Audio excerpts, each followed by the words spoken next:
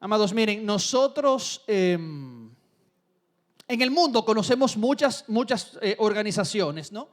Y cada organización tiene como una personalidad, tiene como una razón de ser. Está, por ejemplo, el famoso club de los 20-30, no sé si lo conocen, un club, ¿verdad?, de personas que solamente pueden tener entre 20 y 30 años para pertenecer al grupo y tienen acciones sociales que hacen. Y así hay muchas organizaciones, hay clubes. El club NACO es conocido típicamente por algo, muchas veces por su gran equipo de natación, por ejemplo. El club Arroyo Hondo también es conocido por alguna razón por su gran club de dominó y de billar. O sea, cada organización, cada grupo de personas típicamente se crea con un propósito, y si no se crea con un propósito, típicamente gana propósito en el camino una vez es creado. Algunos grupos se crean de manera espontánea, pero todos tienen como una personalidad, como una marca registrada, un sello que los identifica. Y sin ánimo de comparar el cristianismo obviamente a un club, porque no creo que somos un club, pero sí tenemos también una marca registrada, sí tenemos un sello que nos identifica, una verdad que es la base de quienes somos y en teoría debería sustentarnos. Y ese sello del cual te quiero hablar esta noche es la tumba vacía. La tumba vacía nos presenta dos grandes verdades, dos grandes bases a nuestra fe. Y una de ellas es que tenemos una vida que se nos ha prometido después de esta vida y tenemos acceso a lo milagroso, a lo sobrenatural, a lo imposible en Dios. Como no tienen acceso quizás otros grupos de personas, otras organizaciones que se reúnen con cualquier tipo de fin que se quiera reunir. Nosotros sobre esas dos verdades entonces caminamos con los pies en el ahora, pero sabiendo dónde vamos a caminar en el mañana. Y caminamos con los pies sobre la tierra, aunque tenemos que creer que nuestros pies pueden caminar sobre las aguas. Todo esto tiene como fundamento una característica que ninguna otra organización tiene, ningún otro grupo tiene, y es la fe que nos caracteriza. La fe que la palabra dice, nos enseña que es la que nos hace incluso agradable ante Dios.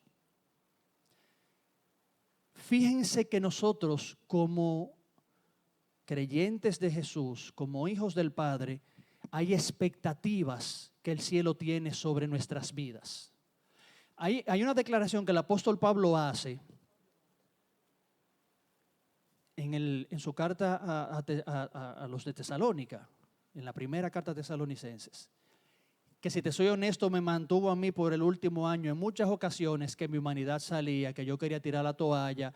En este momento, en esta temporada difícil que yo viví, porque no crean todo lo que Instagram enseña, o sea, Instagram todo es risa, aviones y chulería, pero había momentos de profundo dolor y preocupación. Y hay una declaración que Pablo hace en 1 Tesalonicenses que para mí fue una gran base en esta temporada. 1 Tesalonicenses 4:13 dice: tampoco queremos, hermanos, que ignoréis acerca de los que duermen. Aquí el apóstol Pablo está hablando obviamente sobre la resurrección y cómo vamos a ser levantados con Cristo en el tiempo postrero y todo eso. Pero fíjate el punto que quiero llegar. Para que no os entristezcáis como los que no tienen esperanza.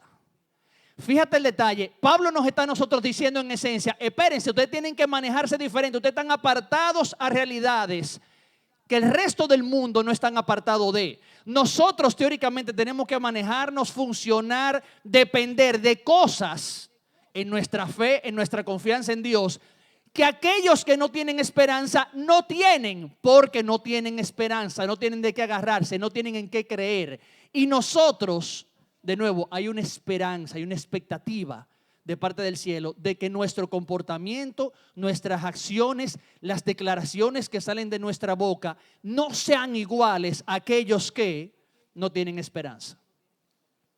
hay algo que nos identifica, hay algo que nos separa de aquellos que no tienen esperanza. Un poquitico más arriba, en ese mismo capítulo de la carta, Pablo menciona, ya para temas de inmoralidad sexual y todo lo demás, de no ser como los gentiles, como aquellos que no tenían en ese momento una relación con Dios, ¿verdad? Aparte del pueblo escogido del Señor, aquellos a los cuales Pablo había sido llamado a evangelizar.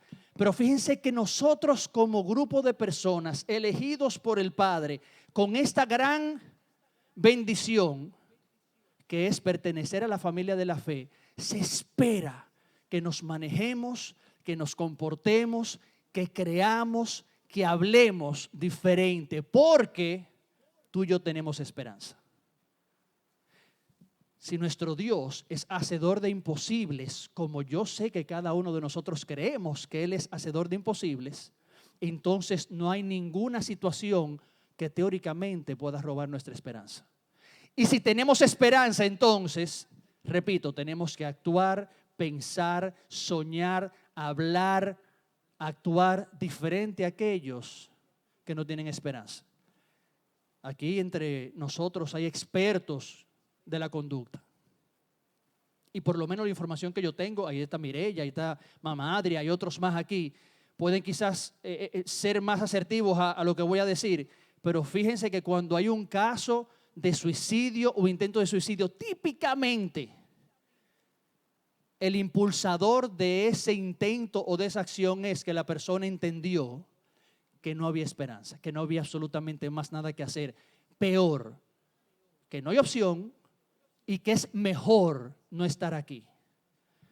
Obviamente una treta demoníaca bestial, pero lo que basa, lo que impulsa, lo que le da combustible a ese intento es que no había esperanza. Y qué triste para aquellos que no tienen esperanza. Pero te repito, hay una segunda expectativa entonces sobre nosotros, y es que nosotros no es que tenemos que querer que los demás conozcan al Señor, sino que nosotros tenemos que lograr que los otros conozcan al Señor, haciendo la parte que nos toca, porque muchos se están perdiendo por el mero hecho de no tener esperanza. El tema de esta noche que te vengo a hablar de manera bien sucinta es sobre, no tanto la esperanza, sino sobre la fe.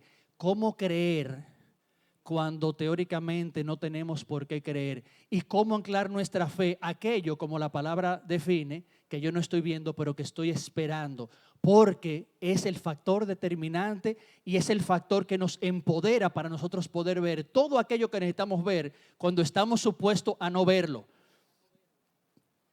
Vamos a la definición típica y estándar sobre fe. Hebreos 11:1.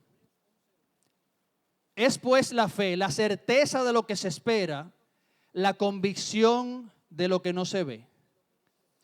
Mi realidad actual está determinada por mi mayor nivel de fe que he tenido en el pasado. Piénsalo. Mi realidad actual ha sido determinada por el mayor nivel de fe que yo he tenido en algún momento. Lo que estoy viviendo ahora, lo que estoy pasando ahora, la enfermedad que en mi casa está batiendo, todo eso típicamente es como resultado a qué tanto o cómo yo he creído en un momento u otro. Y me encantan los relatos bíblicos porque nos muestran tan claramente muchas veces nuestra naturaleza, nos recuerdan cómo somos nosotros, ¿no? Y nos muestran a qué tenemos acceso. Hay una historia de dos ciegos en el libro de Mateo. De manera interesante, no encontré esta historia replicada en ningún otro de los evangelios. Es como una historia que únicamente la manejó Mateo, y la encontramos en Mateo capítulo 9, desde el 27 al 31.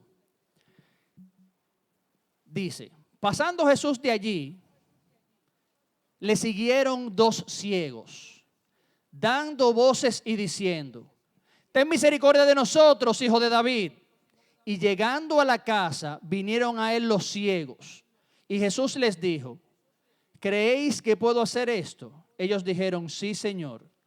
Y entonces les tocó los ojos diciendo: conforme a vuestra fe os sea hecho. Y los ojos de ellos fueron abiertos, y Jesús les encargó rigurosamente diciendo: mirad que nadie lo sepa. Pero salidos ellos, divulgaron la fama de él por toda aquella tierra. Por favor, ubiquémonos en la realidad del momento. Jesús salía de un lugar donde él había obrado milagros y maravillas. La fama de Jesús está en su momento de apogeo, explota. Y estos dos hombres escuchan la realidad de que hay un hombre que se dice que sana enfermos, que se dice que levanta muertos, que no hay situación que él no pueda resolver. Y estos dos ciegos en su realidad, en su limitación, en su desesperación, perciben una esperanza en este hombre. Y fíjate lo que dice. Y por favor, piensa que no es un sordo, piensa que no es un mudo, piensa que no es un manco, sino que son dos ciegos, los cuales, la palabra dice, que le siguieron. ¿Cómo lo hicieron? Era alguien que lo guiaba. ¿Cómo lo hicieron? Era a tientas, escuchando la voz, escuchando el gentío y entonces siguiéndole atrás. Yo no sé, la Biblia no me da el detalle de cómo fue que lo hicieron, pero sí me asegura que le siguieron a Jesús. Y no solamente ahí, sino que también ellos entonces van dando voces. Ten misericordia de nosotros, hijo de David. Por lo que me dice la Biblia, aparentemente no fue una vez que ellos vociferaron, sino que pasaron en esto un proceso, porque Jesús salió de un lugar, llegó a su casa, no sé qué tan cerca era ese lugar de su casa, pero podemos asumir claramente que hubo un trayecto, y en el trayecto estos hombres iban dando voces, gritando, implorando, ten misericordia de mí. Y mi pregunta esta noche es, ¿cuántos de nosotros nos hemos estado o estamos quizá ahora en el momento de clamar al Señor, clamar al Señor, clamar al Señor? Y tú sabes lo que me impacta de este relato bíblico, que son de los relatos que demandan madurez de nosotros o forman madurez en nosotros. Aparentemente Jesús hizo el loco,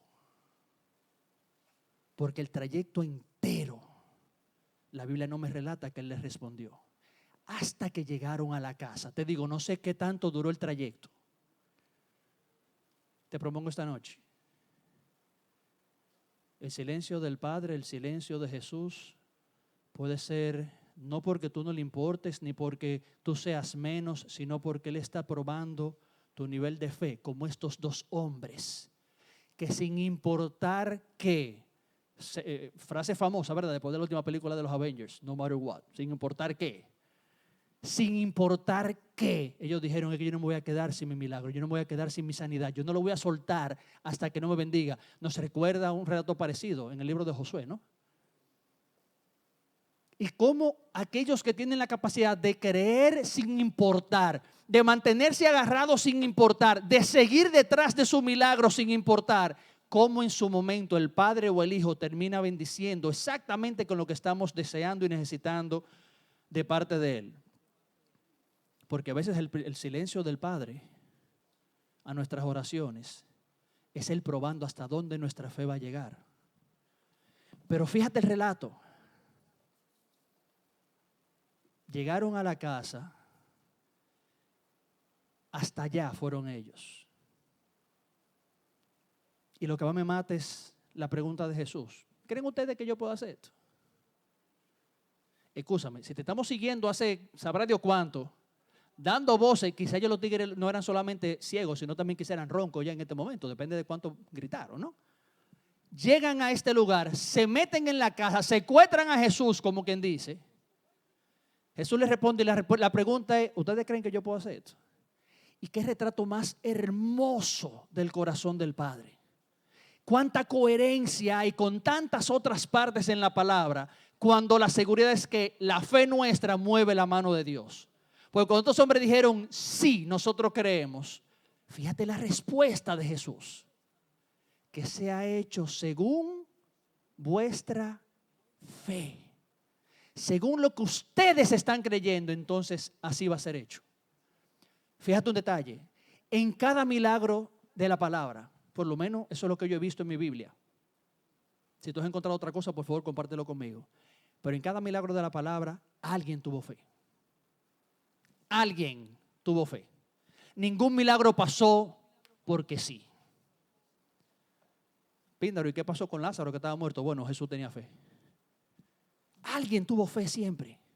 Pero la mayoría de las veces cuando estaban involucrados otros, el corazón, el creer, y te voy a ser muy sincero, que parte de lo que quiero compartir esta noche, creer es como ha predicado nuestro pastor muchísimas veces, no es creer como el campeón de la fe. Creer a veces puede ser con un cierto nivel de duda y como el famoso relato, creo, pero ayuda a mi incredulidad, por favor. O sea, enséñame algo, yo creo que tú puedes, pero como que tengo mi duda. Se vale.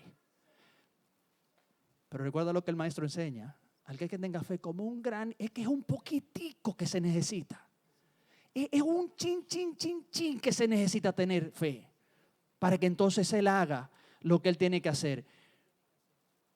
Y me mata el detalle de que la palabra asegura, como te dije al principio, que sin fe es imposible agradar a Dios. Fíjate el detalle de cómo el Señor se agrada, se complace, se alegra en que sus hijos tengan fe en Él. ¿Qué significa eso? Que están creyendo en Él. Que están creyendo que Él es real, que sus promesas son verdad, que lo que Él dijo va a ser.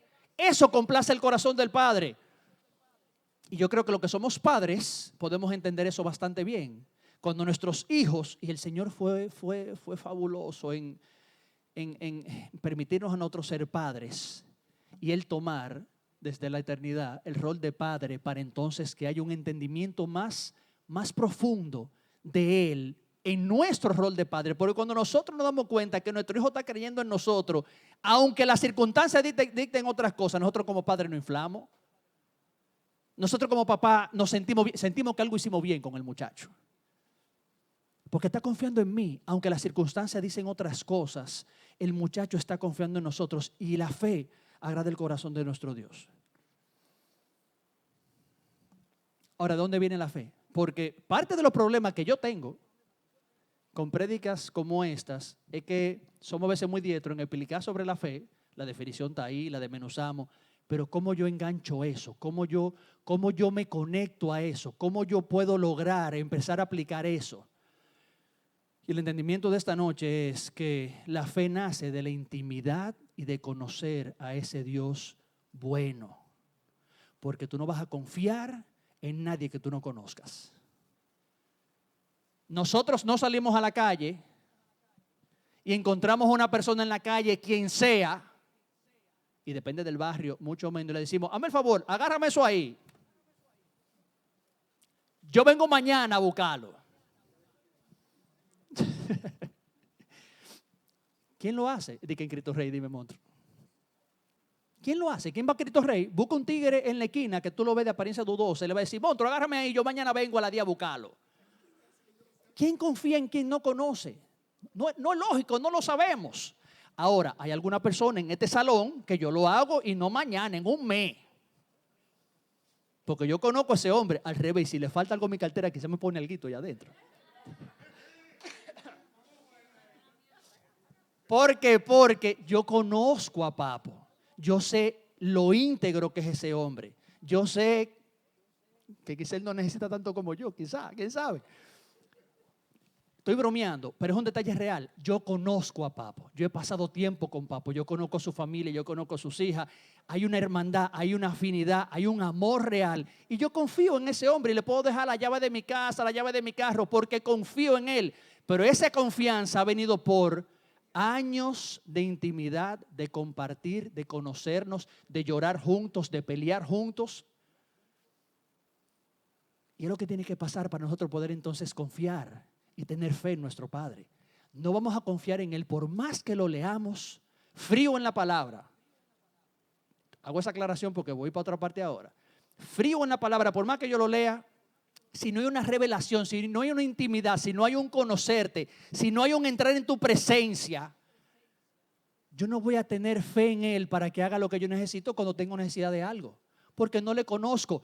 Todo esto se ancla en saber que Él es bueno y que está a mi favor.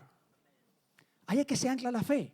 Si no tengo esa revelación, si no tengo ese conocimiento, no tengo de dónde agarrarme, no tengo de cómo anclarme.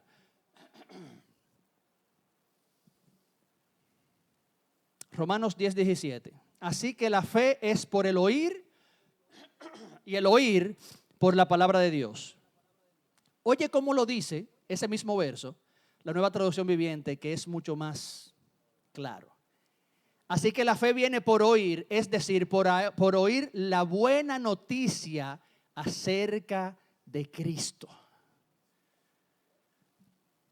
El primer verso o el mismo verso en la Reina Valera 60 es muy poético, es el que conocemos, porque la fe viene por oír y el oír por la palabra de Dios. Yo soy franco, yo nunca entendí eso mucho, hasta que me choqué con la Nueva Traducción Viviente. Fue como que me dejó con cierta perspectiva. Te lo leo otra vez. Así que la fe viene por oír, es decir, por oír la buena noticia acerca de Cristo. ¿Y cuáles son las buenas noticias de Cristo? No es solamente que Cristo tiene salvación para nosotros, es que Él tiene liberación para nosotros, es que Él tiene sanación para nosotros, es que Él tiene nuestro bien en su mente, que Él quiere solamente las cosas buenas para nosotros, que Él tiene provisión para nosotros. Las buenas noticias que es Jesús. El yo oír eso, conocerlo como este Dios bueno, entonces me da fe, porque creo en este ser, en este Dios bueno y que está a mi favor. Y entonces en Él yo puedo pararme cuando tengo un problema de salud en mi casa, cuando un matrimonio está por romperse, cuando la depresión ataca. Pon ahí lo que tú quieras. Pero yo me puedo parar en esa verdad porque escuché de su buena noticia, conocí su bien en mi vida y entonces yo tengo de qué agarrarme y en qué apoyarme.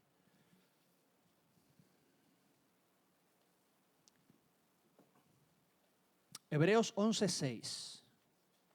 Te lo he mencionado varias veces, pero sin fe es imposible agradar a Dios porque es necesario, oye este detalle, que el que se acerca a Dios crea que le hay y que es galardonador de los que le buscan.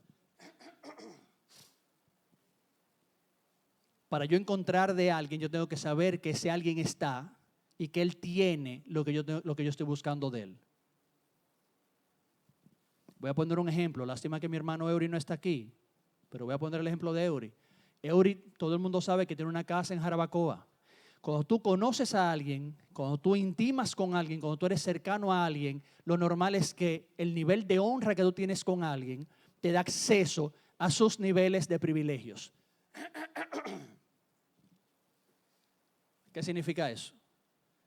Yo soy amigo de Eury y por mi amistad con Eury, por mi intimación con Eury, por lo cercano, mi intimidad, por lo cercano que él y yo somos, entonces yo tengo acceso a la casa de Jarabacoa de Eury, que si le pido un favor que me mande un día al aeropuerto con un chofer, porque yo sé que Eury tiene y yo le busco.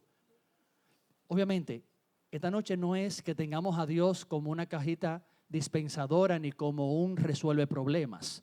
Sabemos que ese nunca va a ser el corazón de enseñanza de esta casa, pero es una realidad. Para tú conseguir algo de Dios, tú tienes que saber que Él es Dios y que Él está a tu favor y que Él puede hacer lo que tú necesitas que Él haga. La única manera de tener acceso a algo es sabiendo que alguien lo tiene y procurándolo con ese alguien. ¿Me están siguiendo o lo estoy durmiendo?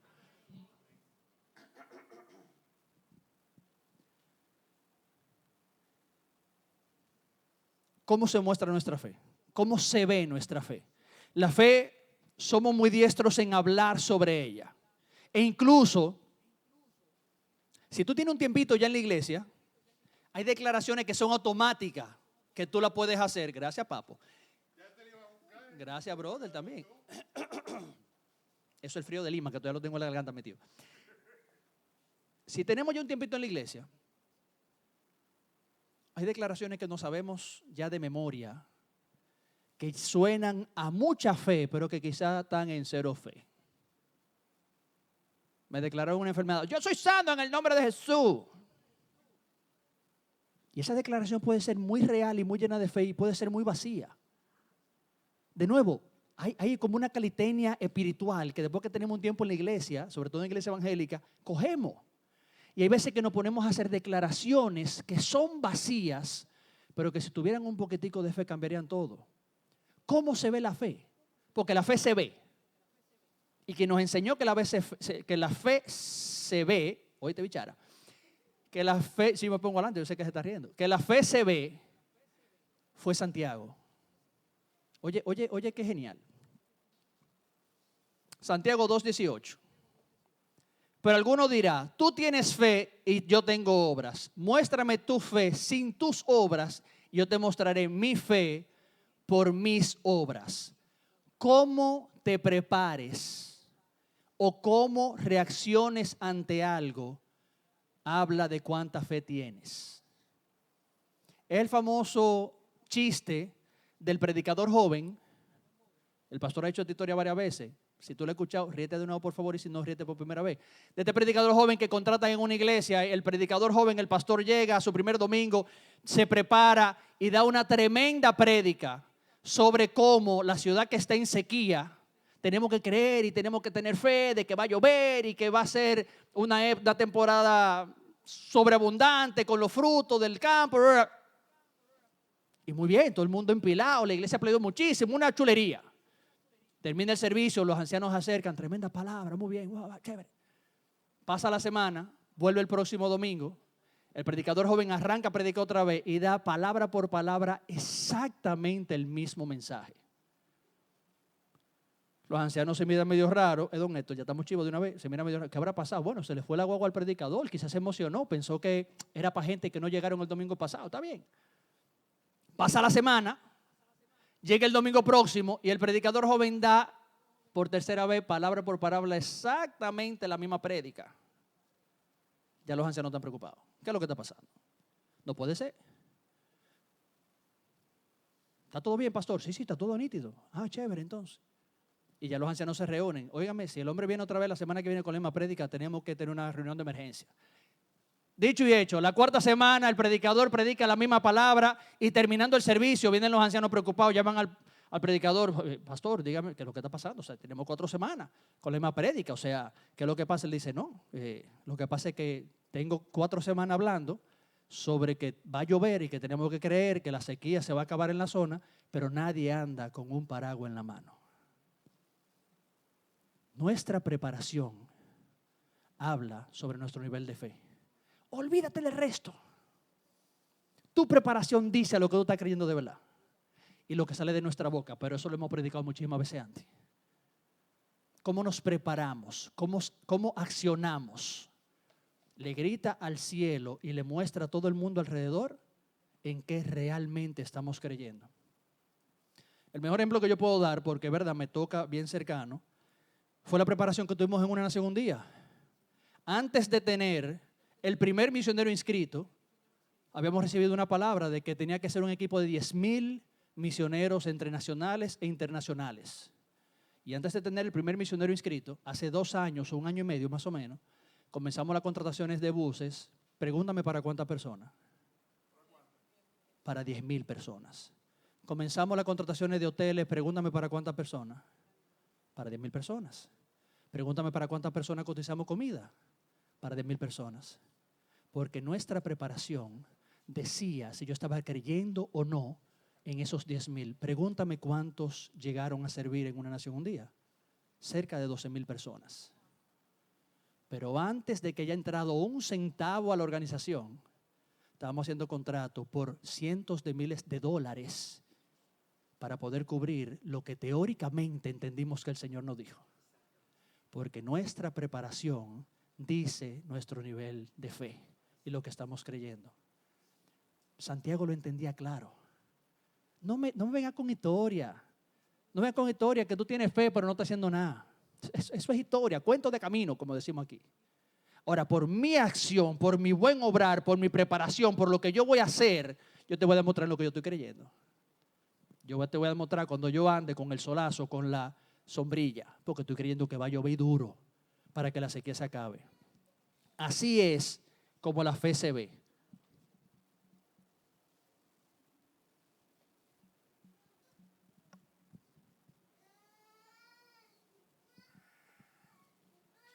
Todos ustedes recibieron de mi amado Bichara una gomita. No todo, Bichara termina de repartir. Mirella no estaba aquí, Vicky no estaba aquí. ¿Quiénes son? Los que llegaron tarde, profe. Ya tú sabes, entrega la gomita. Ah, tienen gomita. Señores, no le falta gomita a nadie. Vamos, al que le falta gomita, entréguenmele gomita.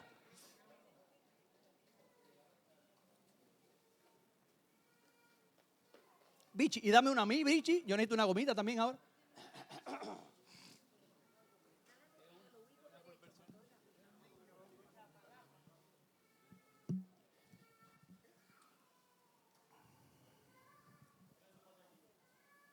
Miren a ver, ¿qué más? Quiero enseñarle algo rapidito porque si no, la gomita no sirvió de nada. No, un regalo de Perú, comprado aquí, pero regalo de Perú. Miren, esto me lo dijo Joanny el viernes. Tuvimos reunión de liderazgo el viernes. Y Joanny me dijo, ¿tú sabes qué, more? No, papá, gracias. Agárramela ahí, porque ya sí, con las dos manos estoy como preso. Agárramela ahí, please. Gracias. Joanny me dijo, ¿tú sabes qué, papá? La fe es como una gomita. Y empezamos a hablar, y Joanny me recordó algo que yo había escuchado de un predicador sobre el tema de que la fe es como una gomita. Fíjate que la gomita tiene una función. Y típicamente la función de la gomita es sostener cosas unidas. Podemos estar de acuerdo en eso, ¿vale que sí? Pero la gomita, en su estado natural, así como está, no sirve absolutamente de nada. Ahora bien, para yo poder darle uso propicio a la gomita tiene que ser alada. Y tiene una capacidad, pero mientras yo más la ale, típicamente puedo sostener más cosas unidas por la gomita. Pero la gomita funciona de manera real cuando está alada. El diseño, la creación de la gomita es para, como decimos en dominicano, etericarse. Sí. Ser alada, ser expandida, ser llevada a su límite, para entonces tú poder agarrar cosas y que ella haga la función que tiene que hacer. Nuestra fe es igual. Nuestra fe, si no es alada, sirve de poco.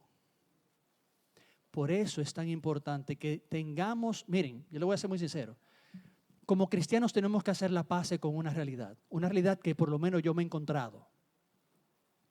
El cristiano que no está dispuesto a ponerse en posiciones de riesgo y de ridículo, difícilmente vea grandes cosas de parte de Dios en sus vidas obradas. Eso es alarse.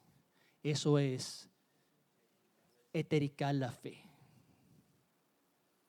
Cuando tú estás en tu trabajo, que es un ejemplo que me encanta poner porque yo sé lo difícil que es, y tu jefe, que te cae mal, que tú crees que está buscando ocasión para botarte, viene y llega con el dolor de cabeza de la historia y en vez de tú alegrarte, que bueno, ojalá y se le reviente 300 veces la cabeza. En vez de tú alegrarte, porque no somos gente de eso, madre, lo que estoy diciendo. En vez de nosotros ponernos en eso, decirle quizá en plena reunión, jefe, pero déjeme orar por usted porque yo conozco a uno que quita eso así. Vamos a ser sinceros, es difícil. Porque está en balance quizá mi trabajo, todo mi sustento, mis cuentas, y muy responsable y muy noble de nosotros. Yo tengo que cuidar la provisión de mi casa.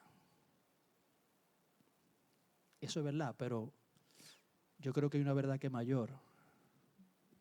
Donde quiera que nos encontremos con un enfermo, estamos llamados por nuestro Rey a ser representantes de Él y dispensar su sanidad en esa persona. Eso es etericarse. En un encuentro es muy fácil, Los domingos aquí, es muy fácil los domingos aquí.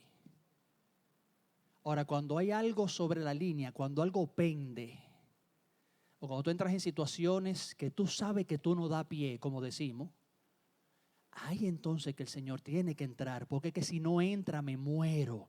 Ya son las circunstancias en las cuales nuestra fe tiene que verse alargada o alada. Estamos hechos. Hay otra expectativa del cielo y es esa, que estemos dispuestos a entrar en situaciones donde no demos pie y que nuestra fe nos saque completamente de nuestra zona de confort para entonces ver la mano poderosa de Jehová entrar a hacer lo que solamente Él sabe hacer y que su gloria se manifiesta. No para que tú brille, sino para que su nombre sea glorificado. La fe está hecha como una gomita, tiene que ser alada, tiene que ser puesta al límite, al extremo. Fíjate que hay veces que manejamos una gomita y la manejamos con cierto temor porque estamos queriendo agarrar tanta cosa que tú sabes que el fabricante dijo que quizás no tenía que agarrar tanta cosa. Y estamos tratando de amarrar la cosa con la gomita, pero esperando el vejigazo. Piénsalo. Nuestra fe está diseñada igual. Y a mí me mata que el Señor nos dio tanta cosa en lo natural para poder relacionar conceptos espirituales. Nuestra fe está hecha para ser alada, para nosotros poder conocer más profundamente su bien, más profundamente su poder, más profundamente su gloria, para que Él sea más profundamente conocido sobre la tierra. Que de eso es que se trata al final.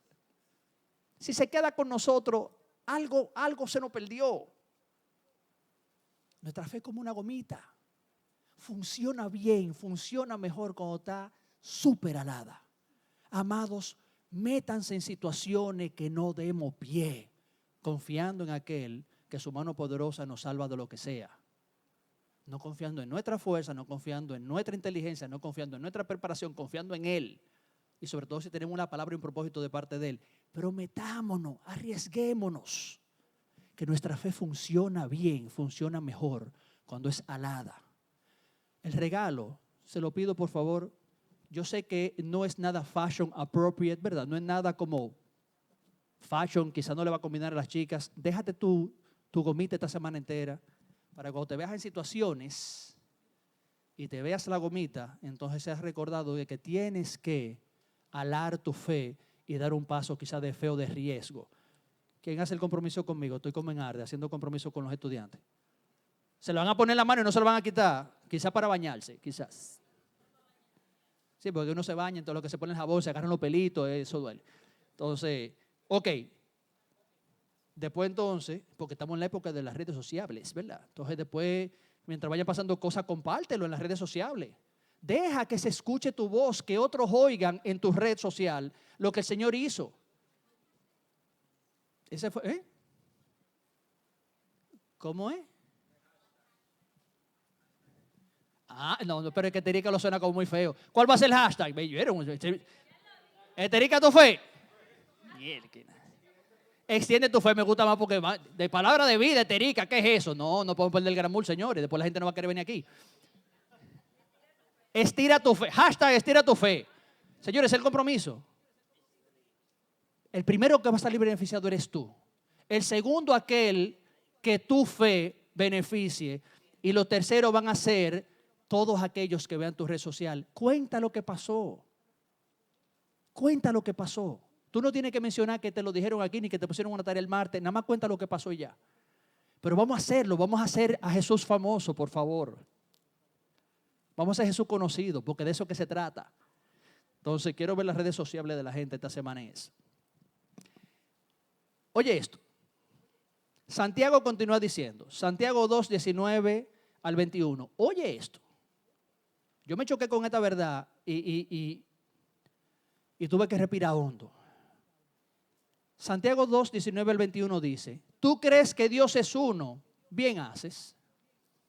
También los demonios creen y tiemblan. Mas quieres saber, hombre vano, que la fe sin obra es muerta. ¿No fue justificado por las obras Abraham nuestro padre cuando ofreció a su hijo Isaac sobre el altar? ¿No ves que la fe actuó juntamente con sus obras y que la fe se perfeccionó por las obras? Y se cumplió la escritura que dice: Abraham creyó a Dios y se le fue contado por justicia y fue llamado amigo de Dios.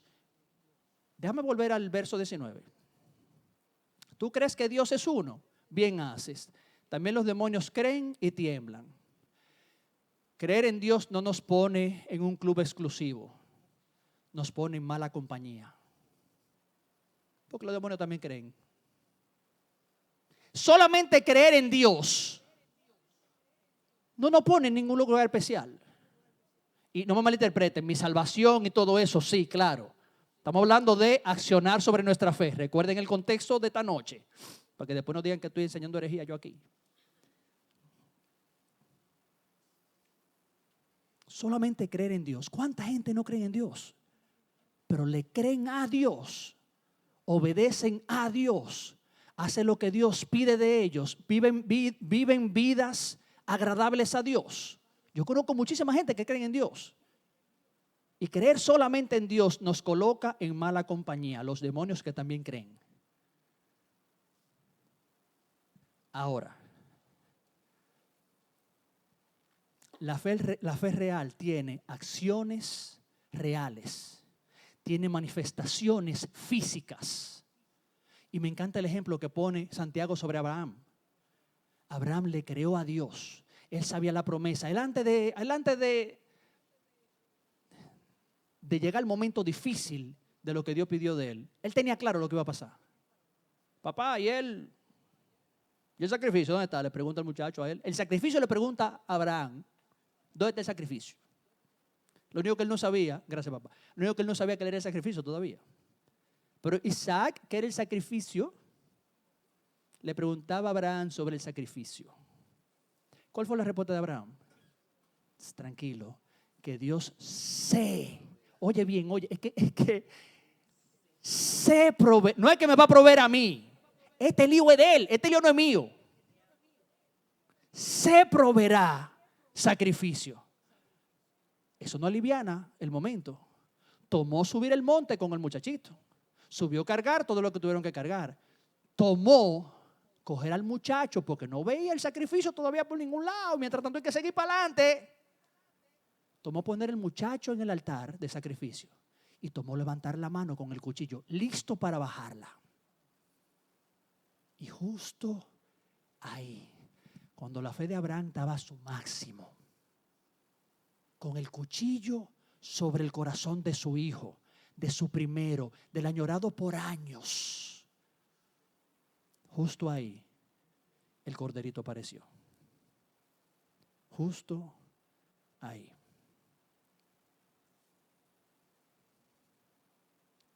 No va a ser ligero. Van a haber momentos que no va a ser fácil. Pero la pregunta sencilla es, ¿qué esperanza tenemos? ¿Qué otra opción hay? Ya tú lo dijiste, Tomanita, es más difícil sin Él.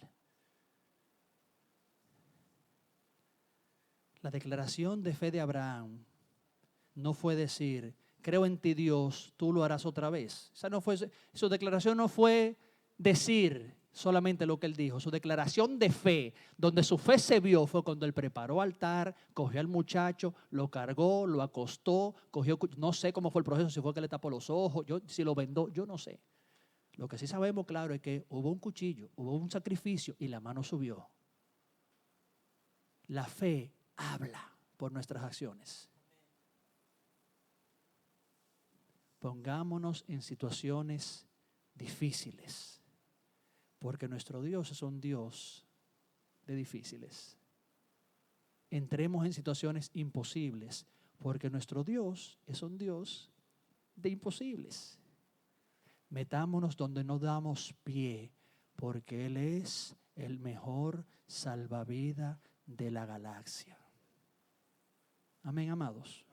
Para mantenerte al tanto de todas estas actividades, síguenos en nuestras redes sociales, Facebook, Iglesias CPB e Instagram, @IC Palabras de Vida. Donde Él está, hay libertad y gozo. Soltamos nuestras cargas y somos renovados en Él. Aquí se vive la presencia de Dios.